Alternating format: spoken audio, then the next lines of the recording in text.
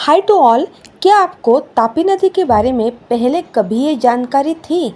नहीं ना? तो चलिए आइए जानते हैं तापी नदी के बारे में संपूर्ण जानकारी।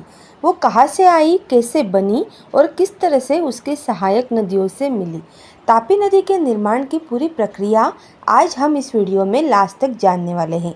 तापी नदी भारत की एक प्रमुख पश्चिम वाहिनी नदी है जो मध्य प्रदेश, महाराष्ट्र और गुजरात से होकर बहती है।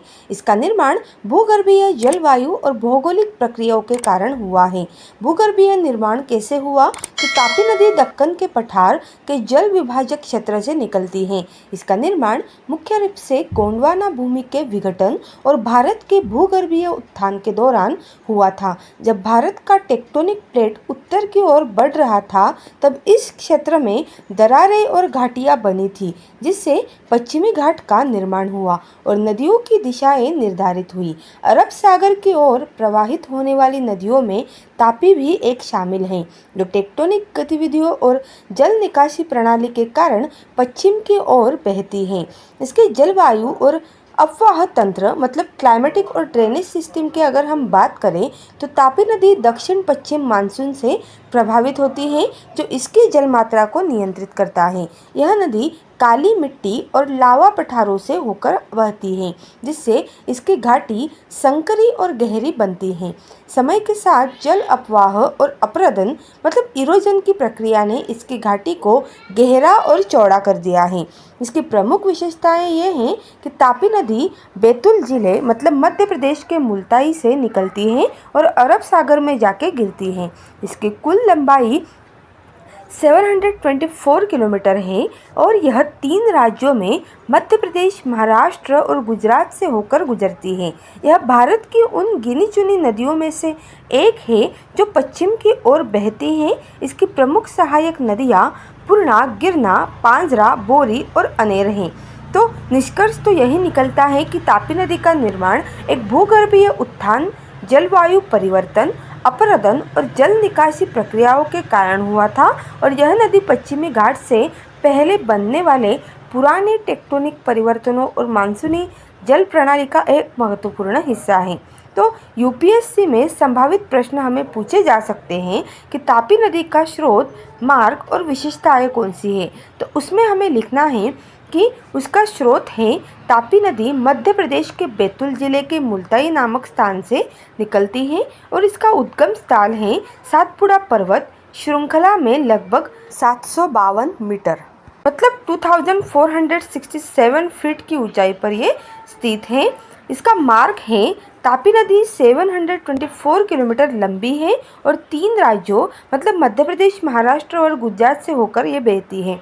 मध्य प्रदेश में बैतूल से निकलकर यह महाराष्ट्र के अमरावती, अकोला, धुले और जलगांव जिलों से होकर गुजरती है। इसके बाद गुजरात में प्रवेश करती हैं और सूरत जिले से अरब सागर में समाहित हो जाती हैं। इसकी प्रमुख विशेषताएं अगर हम बताएं तो ये हैं कि एक पश्चिम वाहिनी नदी है। यह भारत की कुछ गिनी चुनी पश्चिम की ओर बहने वाली नदियों में से एक है जो अरब सागर में गिरती है। जल ग्रहण क्षेत्र इसका ये है कि 65,145 वर्ग किमी में ये फैला हुआ है और इसकी सहायक नदियां हैं पूर्णा, गिरना, पांजरा, बोरी और अनेर। इस पर कई बांध बनाए गए हैं, जिससे प्रमुख हैं हथनोरा डैम जो कि मध्य प्रदेश में है और उकाई डैम जो कि गुजरात में है।